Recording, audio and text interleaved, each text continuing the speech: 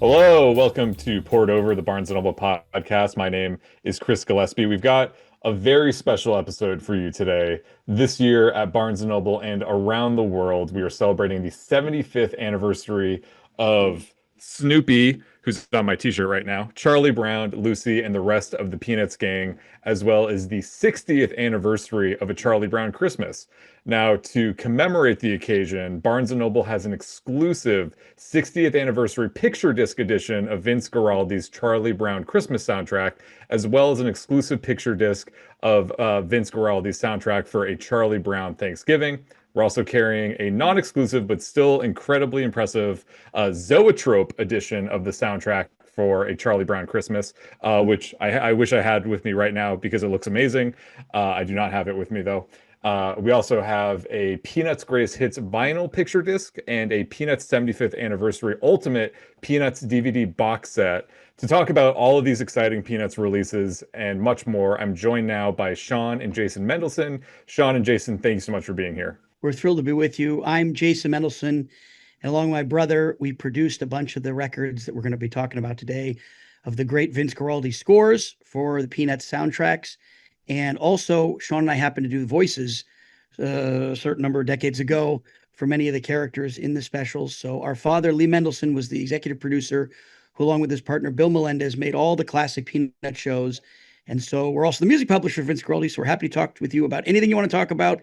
And we're so excited to celebrate 75 years of Peanuts and specifically our special promotion here with Barnes & Noble.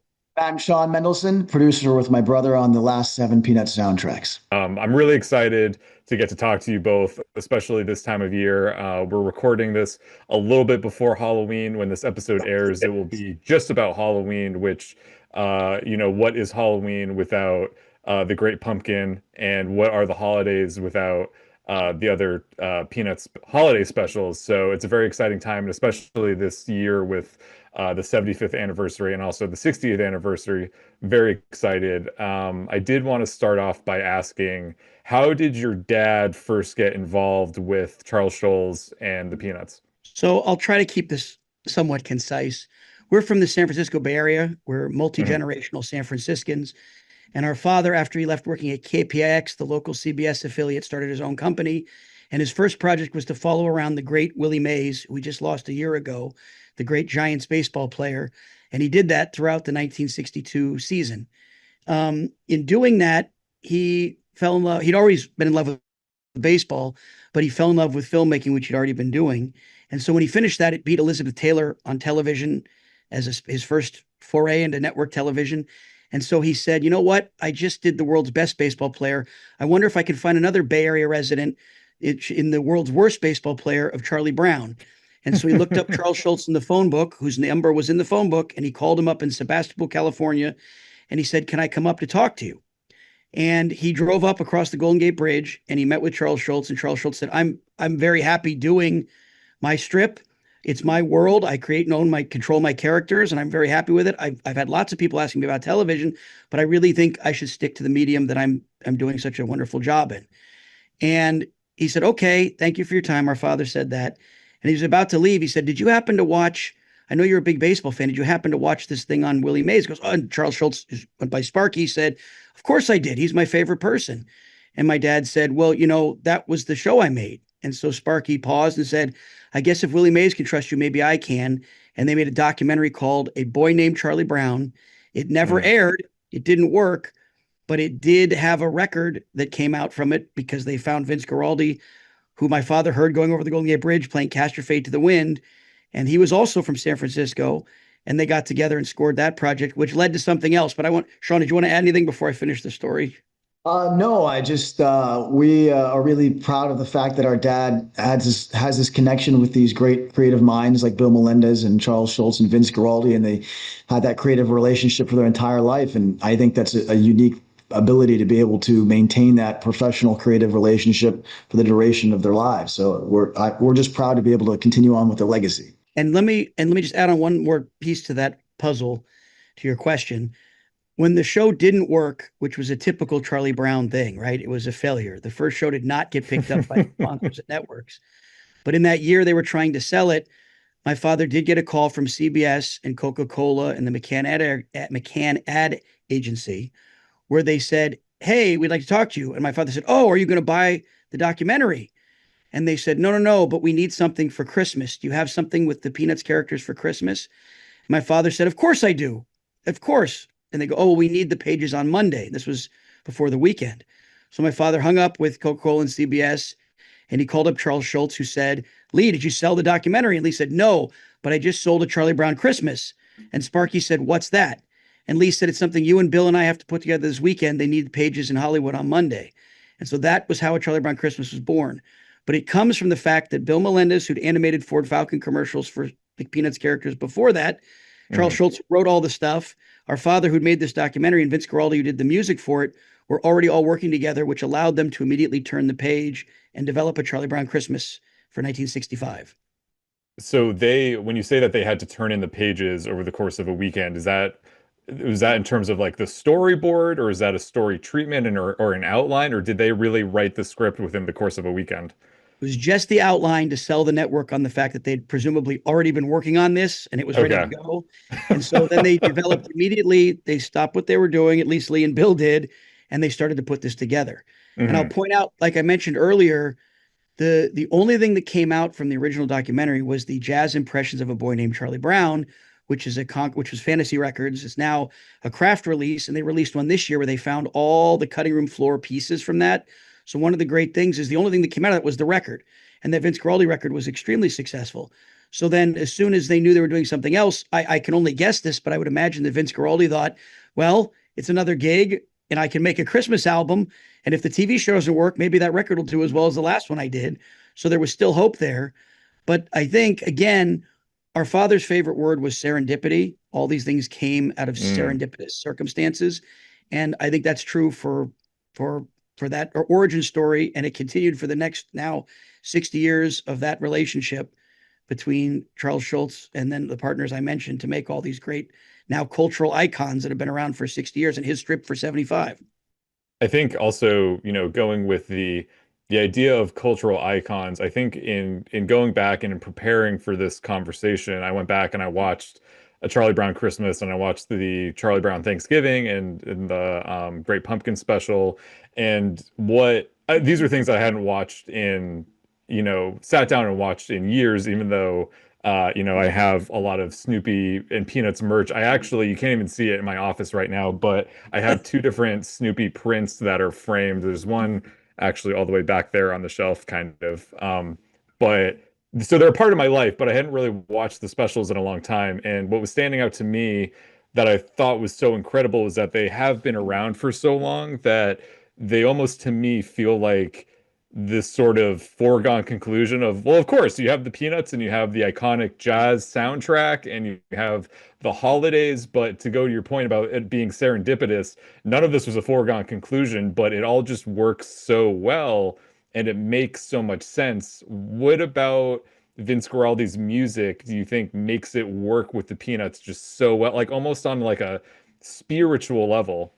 So for my understanding, Charles Schulz, Sparky, was a classical enthusiast. But what my dad brought to the picture back in 1965 with the Charlie Brown Christmas was he suggested jazz. And it wasn't really ever done with children's cartoons effectively or widespread at the very least prior to that.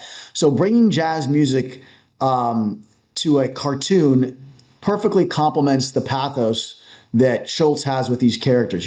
These children, he doesn't pander. I write children's music too. And what I've always respected about Charles Schulz is that children have emotional content, emotional IQs, and that there's no parents or no adult figures in these episodes to cloud their perspective.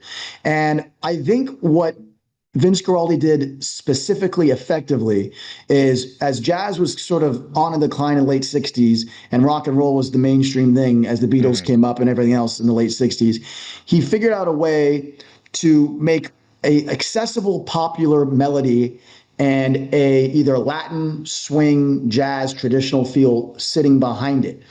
And why that's relevant is it makes it accessible to the general population in 1965 when they're first seeing a Charlie Brown Christmas, maybe it's the first time a person's ever heard jazz, like in the case of George Winston and David Benoit, who are big torchbearers of Guaraldi's music and legends in the piano on their own.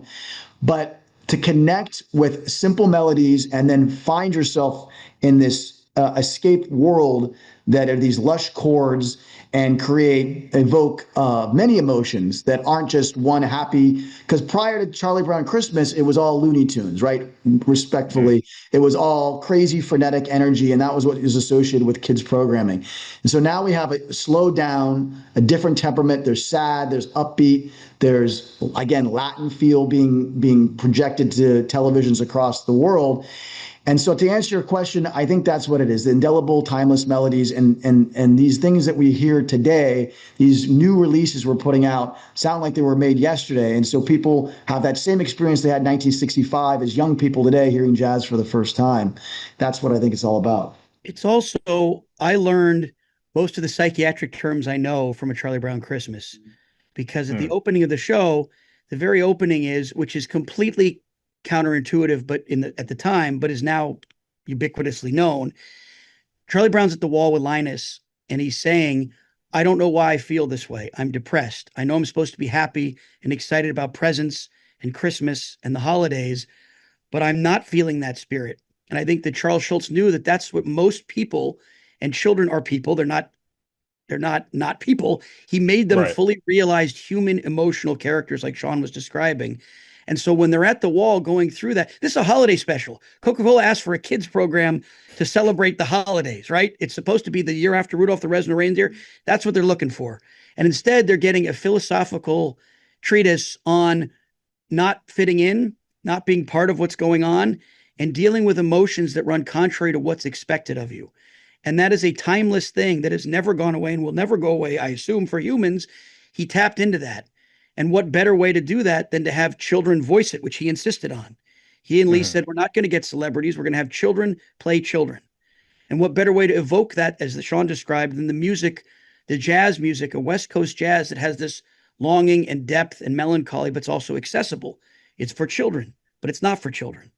And so I think that is why the show has resonated for 60 years, because it really taps into something we all go through, especially this time of year. Things are very rough. And for many people, everybody, even if you have everything going great, there are things that cause you to have doubt and concern.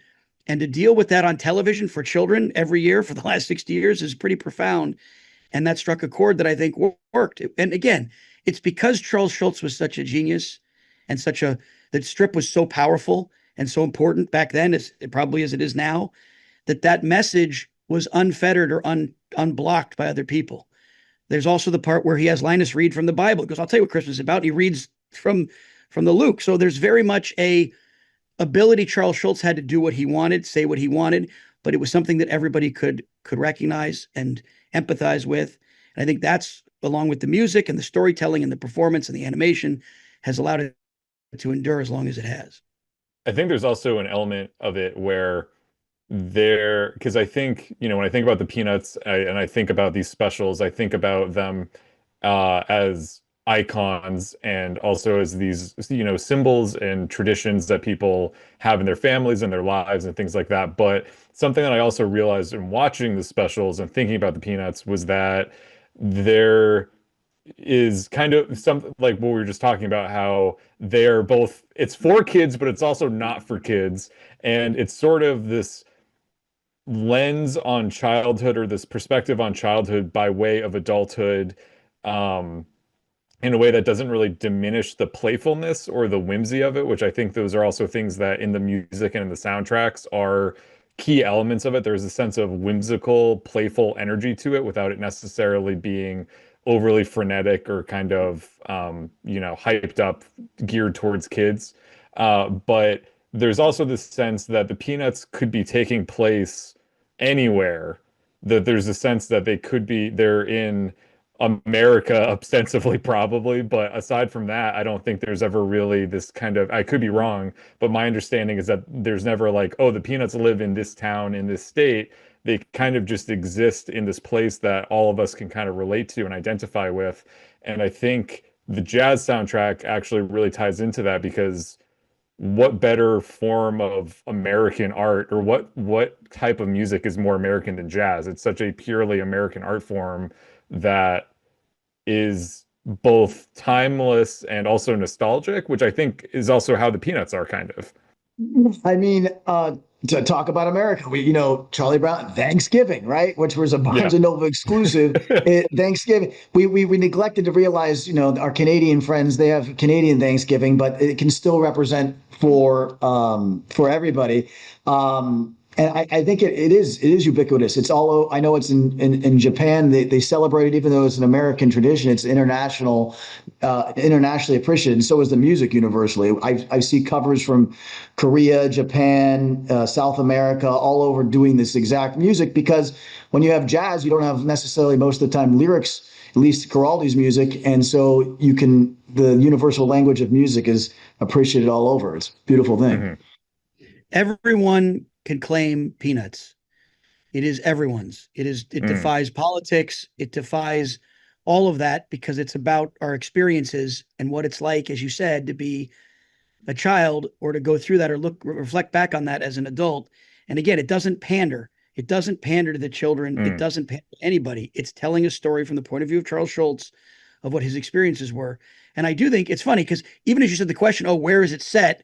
My mind immediately goes, oh, it's St. Paul, it's Minnesota, because it's his youth. So there's snow. We don't have snow where we live in Northern California. Yeah. But it's definitely got that piece. But we all can identify it's the holidays. And it's the same thing where then for us, oh, it's San Francisco, because that's where we were made. It's the Bay Area, because that's where the stuff was made. So I always claim it as my own. But of course, everybody can do that, because everybody can identify with one of the characters or all of the characters.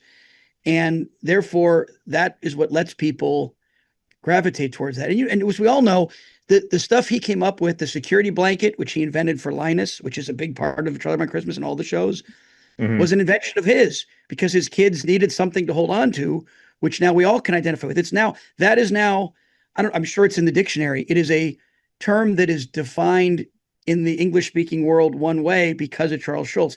Kicking the football. If I say that, they say it all the time in politics. When someone pulls the foot, when Lucy pulls the football for Charlie Brown, it's a euphemism for every single time that somebody has something put in front of them and it's taken away. That is the go-to metaphor. And there are hundreds of those from Peanuts, where in our culture and then universally around the world, we've taken from things he came up with that became the number one euphemism or metaphor for something we're experiencing. And with the TV shows, it's no different. And with the music, it's no different. I do agree with you, though, that jazz is, like many of the great art forms, it's American. It comes from America. It comes from a great African-American tradition that was started here in the last century. And Vince Guaraldi was a huge, huge part of that. But because he was so specific to the West Coast, I don't think he celebrated that much except for Christmas. And that's why we've been releasing all these other records, because he made such wonderful, beautiful music that, again, it's the key. Jazz is often difficult. I was in a jazz band. Sean's a great musician, but it's hard to play. It's hard to get into it. But Vince makes it easy, because he makes tunes that are approachable. And so I think that's part of its charm too. But again, it is for everyone. So that's why I think it's lasted so long. I did want to talk a little bit about all of the work that you've both done and kind of those other soundtracks that you were just mentioning. I understand did you start off, did you go through Vince's tapes kind of as like a COVID quarantine project, or what initially inspired you to go back and kind of dig through those original recordings? Part of it is we love Vince Guaraldi. Obviously, it's our business too, but he was a friend of our father's till he passed away.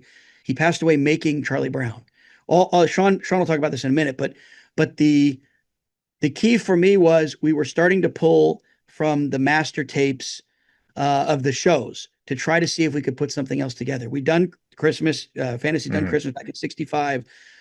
What we did was we started to make, with our great engineer, Vincent Hudson, who worked on all these albums, we started to put together pieces of the music that could sort of work as apart from the show. And in that process, we went back to our vaults during the pandemic, because we couldn't get out of the house, and on FaceTime, with cameras in the vaults with our partners at Bill Melendez, we found the original session tapes. And I want to express to your audience how big of a deal this is. We'd spent about a year trying to make pieces we weren't even thinking about making a record. We were just trying to get the music isolated without the dips under the dialogue and the special effects sounds that are on the TV shows.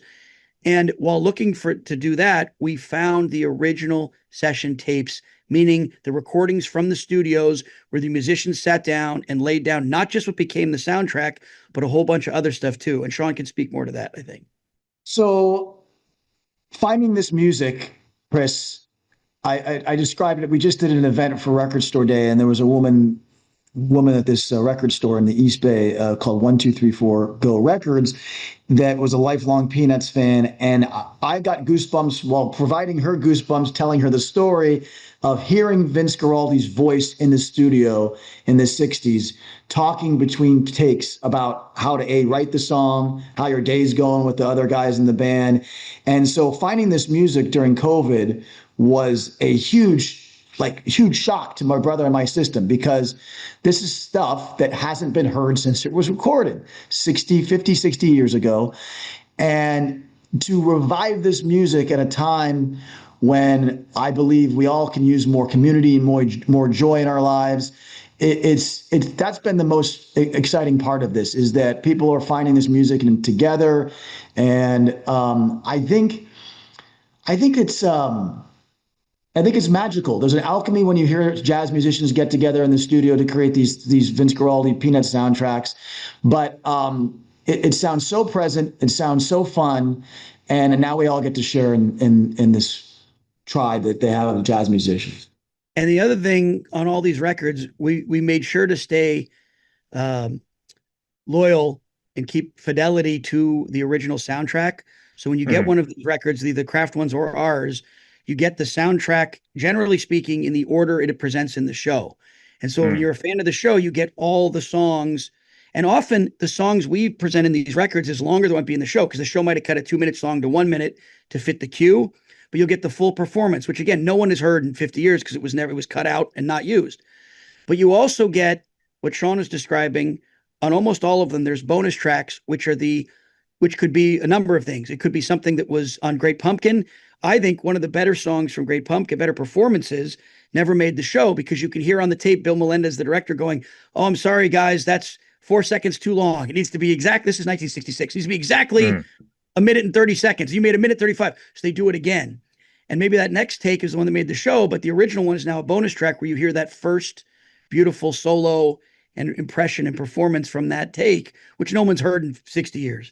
Similarly, on the other records, there are bonus tracks where you might be, for the show, Vince played an electric piano over the acoustic one. So we give you a mix where you get to hear the acoustic and you get to hear Vince's original acoustic sound instead of it being maybe sublimated under the electric sound that made it to the show. So when you get these records, you both get something incredibly venerable and nostalgic, but you also get something that nobody's ever heard before, because we didn't know it existed. It didn't exist. And again, the tapes, as Sean described, were pristine. We found them. They'd only been spun to make the Showmaster for the original air date of the show. Oh, wow. And so when we found the tapes, they were untouched, unused, unmessed with. And so it allowed us to make what we think was an incredible, incredible sound. And again, Vince did not make this to be a record. He made it to be a TV show. At the time, it was not, for reasons I won't get into, he did not have... There was not an opportunity to do that. So when we first got this, we just wanted to hear the music and celebrate it. We didn't realize, and it was Sean I brought in right around before the pandemic to do this. I was queuing you up for that. I was saying, so the first thing Sean said to me is, "This can be a record." Yeah. So, there's a song off It's the Easter Beagle, Charlie Brown, which had a song called Woodstock's Dream, which is again, the thing that we get to do is reveal this music without the voices and without the sound effects. And it's a totally different experience, because we all grew up listening to this to a certain extent. And I was inundated with it as a child. And for me, it's like hearing it for the first time when it's separated out from the show. And that was it. Woodstock's Dream is a 3.5 minute pop accessible melody line and some really cool jazz chords. And so that's pretty fun. And the key is these records, the TV shows we love. You as you said, I'll do this right now. You could get the Warner Brothers DVD at your Barnes and Noble right now with the 40 of the primetime specials. But you also, for the music, it tells its own story. This is what Sean was impressing upon me. It wasn't just the background music. It tells a story. It tells the similar story to the one that is in the television show, but it also tells you a musical story.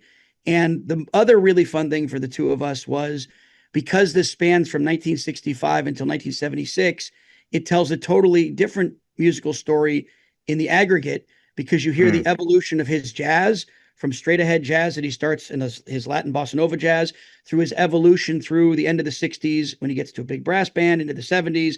And Sean can talk about that more if you want, Chris. But the idea is you get to hear one person's evolution in a way that you couldn't before because it wasn't out, it didn't exist in the world before, just musically. And so when you get to hear that, you hear somebody who's sort of this is a slightly hyperbolic, but he's sort of the last big jazz performer during the rock and pop era because his music was on TV every year in a new special. So it's sort of, it defies what's going on in that musical world into the end of the 60s and into the late 70s. And I think that that's a cool story that is told by these records as well, in addition to the obviously, I think, timeless stories from all the TV specials. Does Vince have any family or children around now that are, that you partner with on all of these things?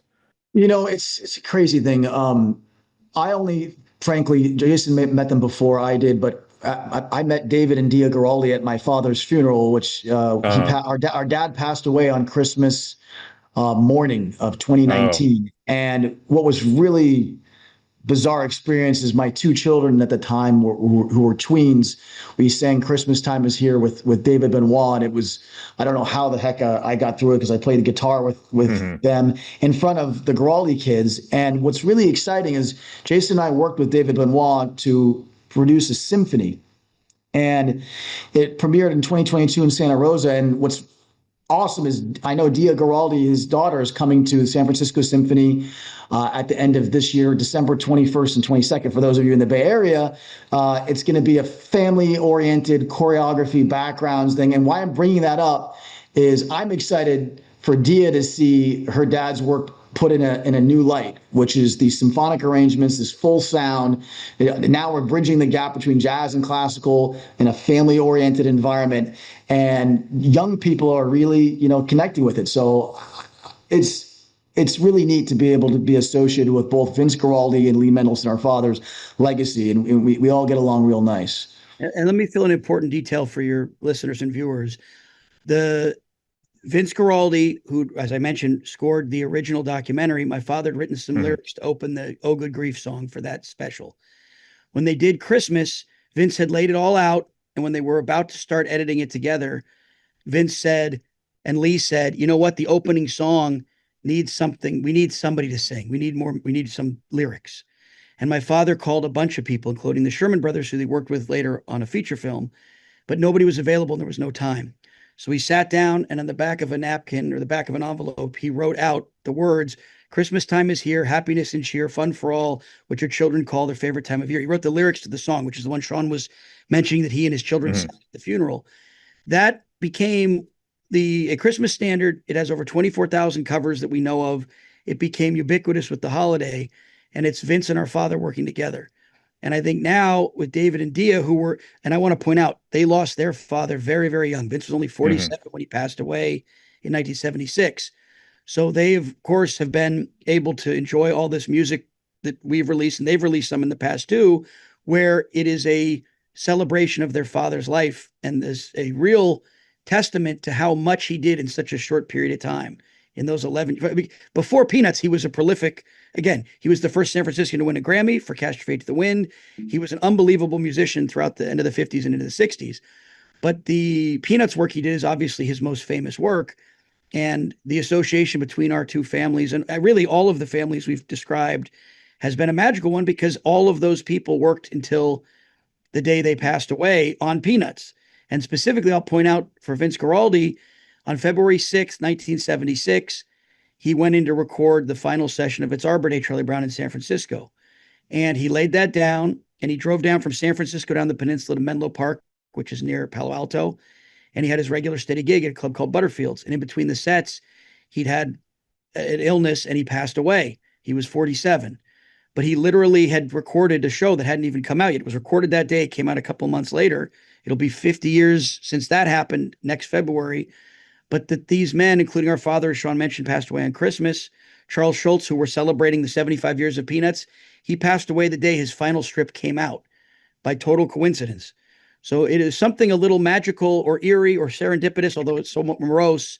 And Bill Melendez worked till his final days in the aughts on, he's the bully Charlie Brown, his, I don't know, 90th Peanuts special, 40th primetime, but hundreds of things they worked on together.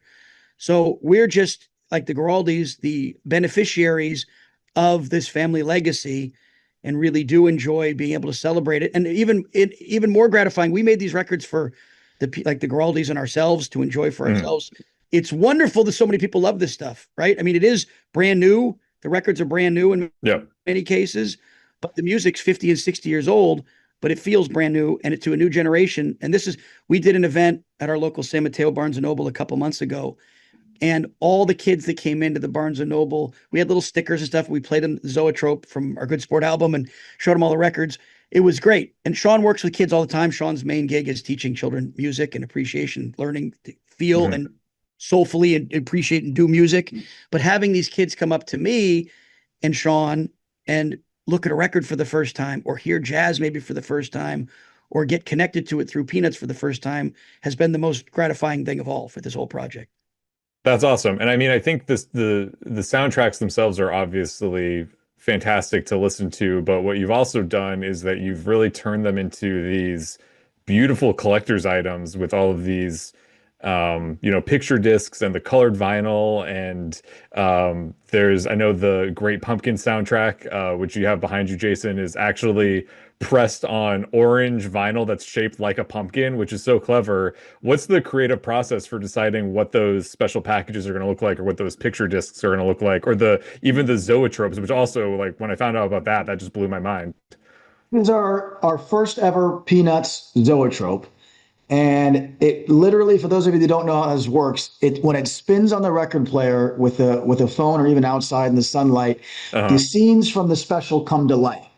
Right. So we released this in July, and we had to we couldn't keep up. We've never done this before. We had to repress it twice in a 2-month period because there was such a excitement over it. And I'll tell you, and there's the Christmas one. A guy named Drew Tetz worked with Jason and I, and in the Christmas case, Concord as well, to make these beautiful. From a distance, they look beautiful, and then close up when they're spinning, they have the desired effect. And we think that these specials really convey the animation of Bill Melendez so well. And so picking this, for example, was Jason and I discovering when a licensing guy at Peanuts named Chris Bracco said, "Hey, did you ever guys consider a zoetrope?" I said, "What do you mean, for a vinyl?" And then sure enough, we were stoked to discover that we could do it with this action-packed episode. We also put this out. This is an Easter egg-shaped egg on the heels of the pumpkin one.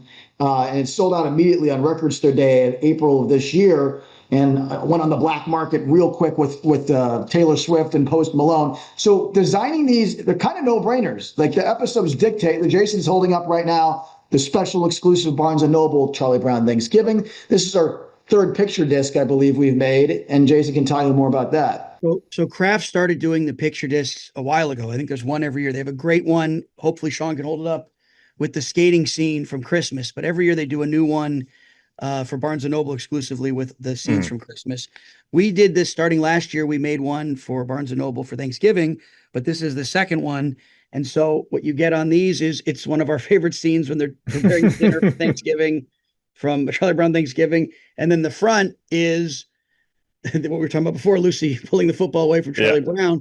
But what's cool with this one, I like this because when it's spinning, he's just constantly missing over and over again as it spins around the record. But all of those, the key for us is it's always the music first. We've mastered these to make the music as pristine and amazing as we can. And then if a partner like Barnes & Noble, who's been such a great partner, comes in and says, "Hey, can you make something special for us?" We think of ways to do that. And amongst our team and the craft team, depending on which record it is, we come up with cool, creative things, usually from the show. And the other thing, and I want Sean to speak to this. Sean, on Thanksgiving, which is the first one we did, and then prior to that, our father and we helped out with liner notes. Part of this is when you get one of the Peanuts records, whether it's Kraft or with us, the Zoetrope doesn't have it because it's all on this Zoetrope. There's no liner notes because it's presumably everybody's got that. It's focusing on the Zoetrope effect. So Sean, for this one, wrote the liner notes. The Guaraldi historian Derek Bang and Sean or me wrote the liner notes for the other ones. And so when you get these packages, and it's true for the CDs as well, we made them all on CDs as well with the same liner notes inside. Mm. You'll get the history of the television show. You'll get the musicology, how the music came about, what makes it different and unique that Sean wrote. And you'll get introductions from me or other people. Charles Schulz's son, Craig Schulz, wrote the liner notes for Good Sport because he was the inspiration for it. So even though it's 50 years later, you're getting firsthand accounts of the history of the music, the specials, why we think they're interesting and important and different. And that all comes with each of these records. And so we think that's pretty cool. And again, Kraft has been doing that for a while. We started a couple years ago with this label, and we've followed the tradition of trying to make sure that when you get this, you learn everything about it. Tell you the most validating thing I've experienced. You're familiar with Questlove, right, Chris? And hopefully your audience, Questlove, the drummer from The Roots, Yeah, and absolutely. Jimmy Fallon. When our biggest social media coup was when that Zoetrope came out, and we had over 1 million views. And the thing that stuck out was Questlove just simply writing OMG. And here's a guy who's like the #1 documentarian historian for music, and the Sly and the Family Stone, and as well as in summer of '67, the one that took place in Harlem. Best documentaries. He won the Oscar for that. To have him say OMG about the Zoetrope gave me the confidence when I wasn't sure about all these sort of what I traditionally would have said gimmicky are now more novel in my mind, and are positives. They're additive. It gets people in the door. It gets people purchasing. And I realized it allows Jason and I to keep putting these albums out in honor of our dad and Vince Guaraldi, because we're giving the people what they want. And then with that, they're also discovering jazz. And I say this as someone who has a significant vinyl collection just to my left over here. But I think what's so cool and important and valuable about the Zoetropes is that they actually make you play the record. Because I have many records that I've purchased that I have maybe never actually put on the turntable. But if there's the incentive of like, it's going to come to life if I put it on the turntable, it actually helps people listen to the record and actually enjoy the music instead of maybe just buying the record and then getting distracted with other things. Well, we made sure, I'll be honest with you, Chris, we were not, obviously you're a huge vinyl enthusiast. I didn't know vinyl as well. Even though we're music publishers, I wasn't in the vinyl world like I was as a kid. When I was a kid, Sean doesn't like to talk about this, but when I was 4 or 5, I did some voices for Mercer Mayer, for Disney, where I had a Fisher Price record player. And then I was on a record. I was on an audio cassette tape back in the early 80s. And so I still have that at my mom's house. I've still got the old Fisher Price player, but I'd had a turntable in college, but I must have bought 4 records in college, and I was kind of out of that loop. I was into CDs and then into digital music. But the beauty of being able to do it physically on the record again has been astounding. And so, like you just described, I now listen to all the records religiously. I have many ways to do it at my home and office. But with the Zoetrope specifically, a lot of our fans are like me, where it might be their first vinyl. It might be the only vinyl they have is Charlie Brown Christmas. And so for us, when we released that, we made sure that we have a QR code on the front and instructions, and it's on the inner sleeve as well. And we had it on the website, because I'll tell you, the first time I tried to play it, I had to download 3 apps to get a strobe light that actually worked at the right frequency. It was a challenge for me. So we made a big effort to make sure that anybody who gets this, again, the real hardcore people like you, Chris, who know vinyl are already going to know how to do this. But for the rest of us who are ignorant, it was really important that I thought we let the fans know you can see these scenes come to life. And it literally is, it's like on the internet, it's like a GIF or whatever we call a GIF. It's an animated, like a flip book, right? And that's what animation is. Cell animation is a flip book. It's rendering a certain number of frames per second so that you get the illusion of motion. And that's the same thing these records do. So, of course, it lets people pull into the music. And I'll tell you, both on Good Sport, one of the things, and you asked about designing, we had a big fight. I won't say who won the fight between Sean and I about we were going to change the order. Instead of playing the show all the way through, the B side opens with Vince Guaraldi going a 1, 2, 3, 4, and we play a song called "You're a Good Sport, Charlie Brown," which was cut from the show, never used, never heard, but it was what the original opening to the show was. And so when you play the record, it's very confusing sometimes because you don't know. I mean, if you're one of our hardcore fans, it's breaking the mold of what we used to do. But my point was it lent itself to that visual experience of seeing it come to life again. And we were incredibly pleased. And it's the same thing with the Kraft Christmas one. The one side, I think I showed it, is all these wonderful scenes from a Charlie Brown Christmas, Yeah. which will come to life.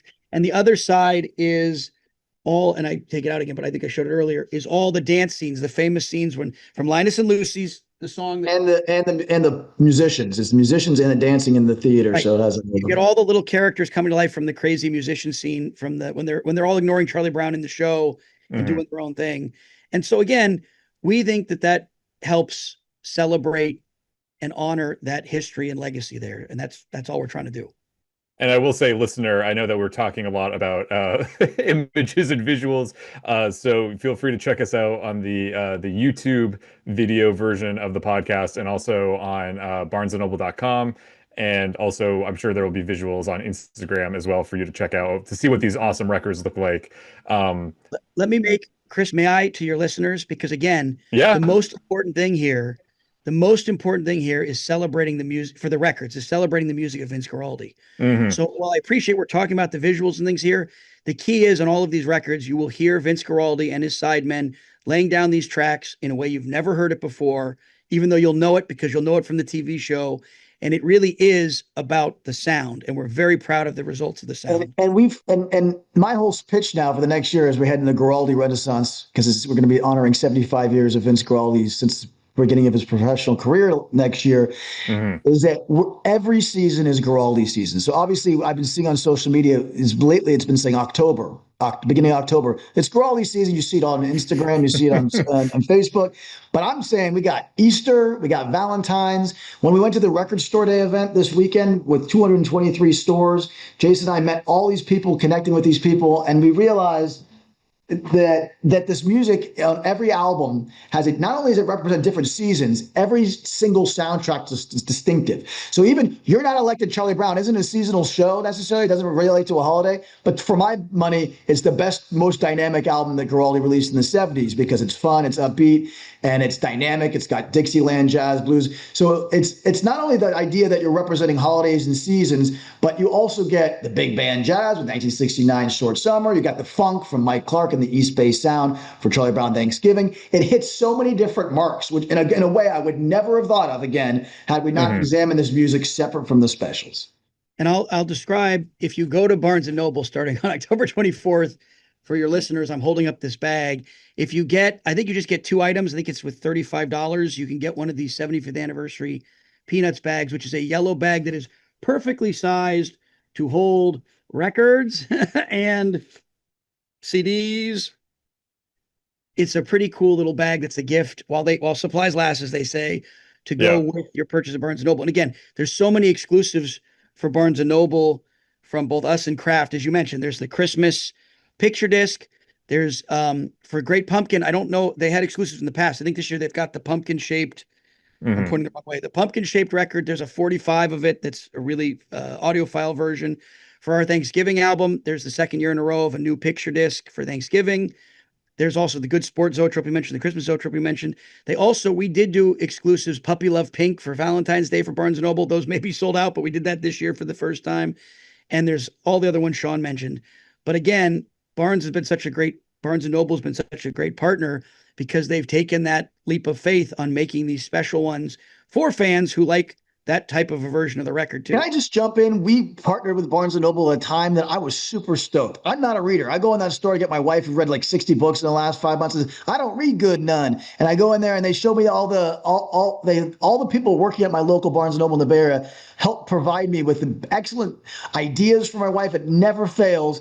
And the vibe at these Barnes & Nobles is so communal. It's like a library. And so when I go in there, I get a good feeling. And that's why I'm so excited about having this end cap October 24th through January 4th of next year, because it's going to be tangible. And it's not just, ordering from an online thing. You can go into your local Barnes & Noble, get this stuff. And that's what's really exciting for me, the communal aspect of all this. And it really has been that community hub. I'm not kidding. I heard people when they were going, I don't know if Barnes wants me to say this or not, but it's like they did say what Sean said. They go, hey, we're going to the library. I'm like, it's not the library, but that's the feeling it has now. And like I said, we did an event there in our local in San Mateo. We're actually going to go for the opening of a new store, Barnes & Noble, at the end of this month. I think it'll be before this podcast is live. I think it's October 26th. But if not, on October 26th, we're going to go to the Los Gatos Barnes & Noble and hang out with families there and talk about the music some more. But it's such a fun feeling to share this and show it off and let people see and hear all this stuff. And it's been great. Joy, Chris, the world needs joy and music provides it. And that if nothing else fails, coming together with people who want to experience this at the Barnes and Noble, record stores, whatever, it is a kinship. It's the spirit of doing something that makes you feel good and doing it collectively and creating a connective human experience.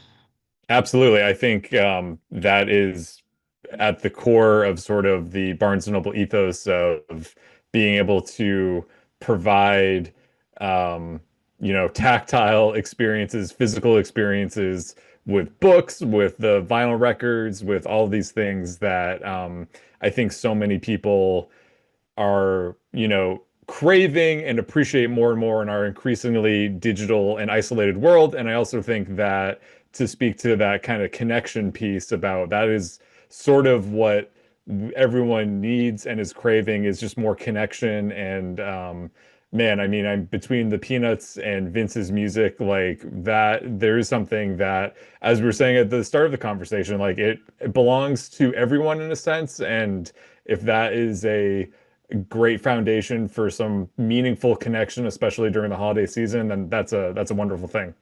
And it hits all walks of life. We just released this with Hal Leonard, with all the soundtracks, The Craft, The Christmas, obviously, and the other ones. And people are learning to play piano. We just got a 12-year-old emailing us who said he started playing since he was in kindergarten, Vince Guaraldi. And that's what it's all about, inspiration. Now people want to go out and learn jazz, go out and find these albums. We met somebody at Amoeba Berkeley who said they literally got their first vinyl ever. And just to be able to explore these new facets and get off your phones and get out there, touch grass, as it were, and think about things like that. It's beautiful. And it is like we said, it's something to be shared. So if it's the grandparent or the parent that enjoyed the show and now they get to introduce their kids to something. I know my children, I've told this story before, so Sean's sick of this. Sean has a 17-year-old and a 15-year-old, and I have a 13, 11, and 7-year-old. And I'll be honest, my 13-year-old loves going to Barnes and Noble because that's where he'll get his Kendrick Lamar or whatever his predilection right now is hip hop, which is great.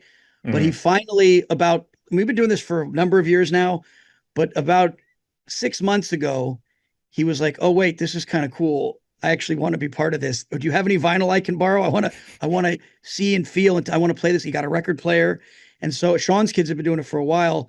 But even their age group, it's cool now to be into records as a teenager. My daughter had a sleepover and they said, "Can we watch The Great Pumpkin, Charlie Brown?" I haven't heard that in over a decade, frankly, from my kids' friends. And what I mean is it's hitting all levels. Well, and that's the thing. And it brings people in from different avenues. And I think it like you mentioned, Chris, when you watch it for the first time in a while, it's a little shocking, right? Because you probably already knew every word in those specials, but you'd forgotten how it hits. I would imagine. I don't want to speak for you, but that's what happens to me. I've watched these shows a million times, but when I sit down with my family or other families at the holidays and go through that ritual of watching it again with other people, it has that communal effect you both were talking about, both you and Sean, and I think that's part of the magic of it too. And I think that makes it when we do these listening parties and we hear the music with other people, and it's not just Sean and I and the engineer. And we have great engineers, don't get me wrong, with Terry Carlton, Clark Tremaine, and Vincent Hudson that worked on all this with us. But when we sit in a room with people who are hearing it for the first time, and they have that moment, that epiphany moment of, I've heard this before. Oh, wait, I like this. It's a really it's a magical thing that again, Sparky Charles Schulz, Lee Mendelson, Bill Melendez, and Vince Guaraldi had created now 6 decades ago, and that it's still present and relevant today is incredibly exciting. Well, I did also want to mention, so listeners at home know that because I think so many people have grown accustomed or were accustomed to the classic Peanuts specials airing kind of on network TV during the holidays, but now my understanding is that they are available on Apple TV for streaming. And I was reading that Apple is doing something this year. I think they may have done it in past years too, where you don't even have to have a subscription to Apple TV to watch the Charlie Brown holiday specials this fall. So you can check out A Charlie Brown Thanksgiving. That's available for free Saturday and Sunday, November 15th and 16th. And then A Charlie Brown Christmas is available Saturday, December 13th and Sunday, December 14th. They also did a weekend for It's the Great Pumpkin Charlie Brown, but that will have already happened by the time this airs. So I think that's a really awesome thing that just kind of goes back to what we've been talking about, how these specials are so important for everyone or so many people, and they belong to everyone, and there's a sense of ownership and connection. And to be able to continue to facilitate those traditions for people who maybe don't have copies of these things on DVD or on Blu-ray, I think is really special and really great. I was going to say, and Jason's going to reiterate what I'm about to say, which is what's profound is over this weekend, I think, coupled with the fact that this is before this is airing, there was a free window for It's a Great Pumpkin, Charlie Brown. It was the #1 movie on Apple. And also on Sunday in iTunes, it's the Great Pumpkin Waltz from that special was #1 iTunes song, beating out Taylor Swift's Ophelia. It might have been for 24 hours, but this happened. It's been recorded. It happened. It's 60-year-old jazz piece of music. It beat Taylor Swift. And I'm going to hold on to that like my Questlove anecdote earlier. Jason was going to have some more to say, I'm sure. I was going to say, it's so great. It's the power of Snoopy and Charlie Brown and the passion of Apple to make sure that the 3 holiday shows do have free windows so that everybody can still enjoy them as they used to over the air. And like, again, if you miss that window, you can get most of the shows are on Apple right now if you're a subscriber anytime you want. But those free windows make it still an event and make it still something where people can come together during those times to celebrate that's that weekend for Peanuts, October for Pumpkin, November, the one you mentioned for Thanksgiving, and then in December for Christmas. And also, you could also go to Barnes & Noble and get your DVDs of all the shows. And there are some of the holiday ones are in 4K, and there's Blu-ray versions, and then there's the full big set that just came out a couple weeks ago from Warner Brothers. But again, it is something that we've always enjoyed being a part of. We know how lucky we are that we were able to benefit from our father's work on this and continue to hopefully steward that legacy forward. And I do think, like we said earlier and over again, it is such a joy for us to be able to get as much of this into the world as we can, and we have more to come. So maybe we can do this again next year, Chris, if you want. We have many planned releases coming up for next year. I would love that. That would be great. We are running short on time, but I did have 2 questions real quick that I wanted to ask both of you, just top of the head, just shoot from the hip. I know that we've been talking a lot about the, Halloween, Thanksgiving, and Christmas Peanut specials, but what is your favorite deep cut special that maybe some Fairweather fans may not be familiar with that they should check out? Because I know there's a lot out there. Well, mine, I'm going to go with the nepotism because Jason got Marcy and Peppermint Patty voices and all the rerun and all the stuff. I was in the Mayflower Charlie Brown, so it has very little to do with the content and all to do with me championing myself, which is I was a little boy who got sick on the Mayflower ship. And what's the name of that episode, Jason? The special? This is America, Charlie Brown, the Mayflower Voyagers. Yeah, yes, Jason was Peppermint Patty in that one as well. Honestly, my favorite episode is You're a Good Sport, Charlie Brown. I'm going to be frank, it's not my favorite score, even though the Zoetrope's interesting and it has a ARP string synthesizer that he leaned into perhaps a little too heavily. But I think it's the funniest, most action-packed. I watched it back recently. I was like, I don't remember it being that awesome when I was a child. So for me, that's my favorite. You're a Good Sport, Charlie Brown. I love all of them. The ones in the aughts I helped my father put together. So I'm particularly fond of those. They're all from the comic strips of Charles Schulz. So they're very, what we like to call strip based as opposed to original story based for television. I, like Sean, the ones I'm somewhat partial to. So I'll give you two. I like Good Sport as well, but I'll give you 2 deeper cuts, and they're not that deep. So Happy New Year, Charlie Brown is one of the last holidays they hadn't covered. I think it was 1990. And I'm Marcy in that, Peppermint Patty's friend Marcy. And during that special, Charlie Brown has to go home for his winter holiday, and he's supposed to read Tolstoy's War and Peace. That's the assignment. I go, this might not resonate with everybody that little kids are reading War and Peace, but he has to. And on New Year's Eve, he misses the party because he has to finish. So he's out in the cold reading the book and falls asleep. And I, as Marcy, got to go in and kiss him for New Year's Eve. So I was very partial to that, being able to make that sound effect and do that voice for that special. And another one that's kind of a deep cut, but I'm also fond of it. It's right after Vince Guaraldi passed away. They did a special called It's a Nightmare, Charlie Brown. And this is where Snoopy falls asleep and he becomes an Iditarod sled dog up in Alaska. And it's the call of the wild come to life. as Charlie Brown. There's very little dialogue. There's lots of adults almost stepping on him. It's a whole Iditarod-based special, but he starts to drink root beer. He's at a player piano, and the root beer's full of the money they're paying him as a busker, but he's not really doing that. And the point is, it's crazy. It's a fever dream. It's literally a fever dream of an episode, but it's one of my favorite. And then the other one, the original 15, which we categorized because those are the ones that Vince played on and was alive and performed and composed for.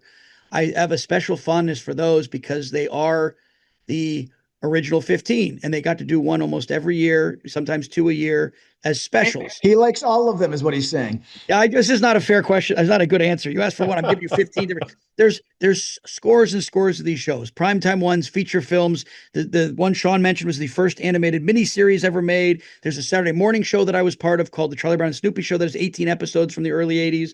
So again, I as a kid, I loved being the voices. As an adult, I love putting the shows together. Now, celebrating them and perpetuating them into the future, I love doing that. But anyway, those are some of the deeper cuts for you there. My last question real quick was just, I know that there's so much Peanuts merch out there. There's popcorn makers, there's socks, there's literally everything that you could possibly ever imagine.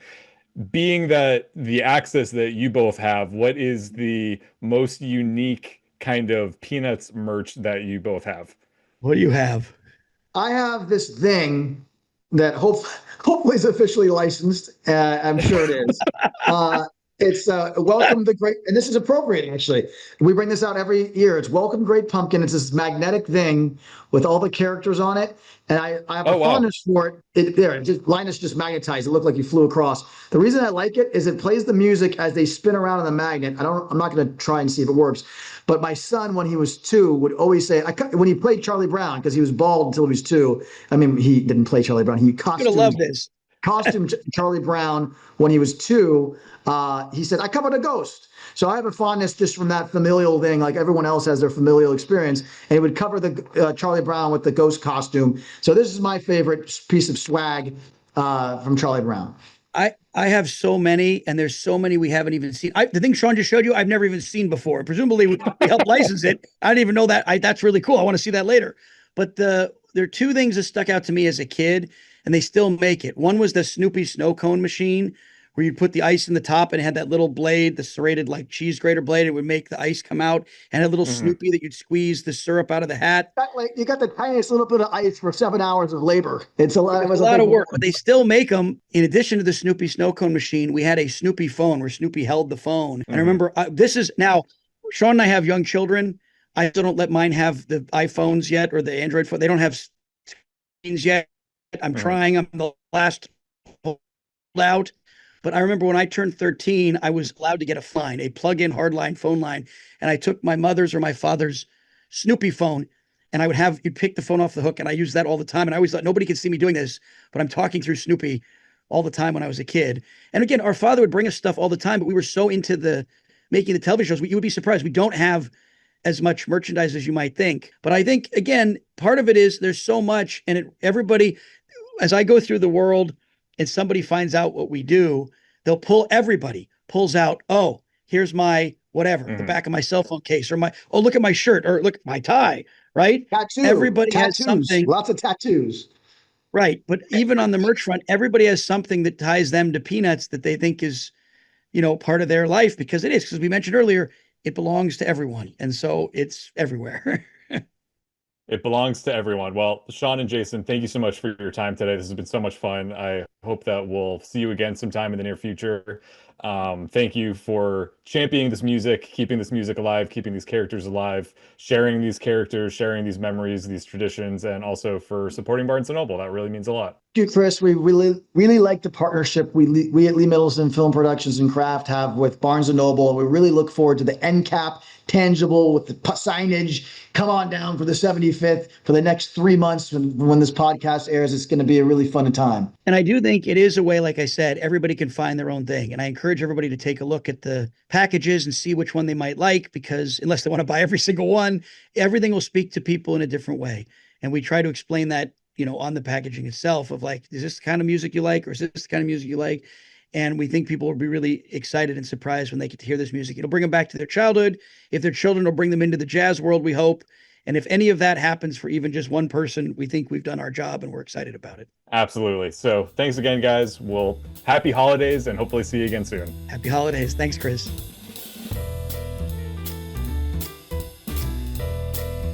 Thank you for listening.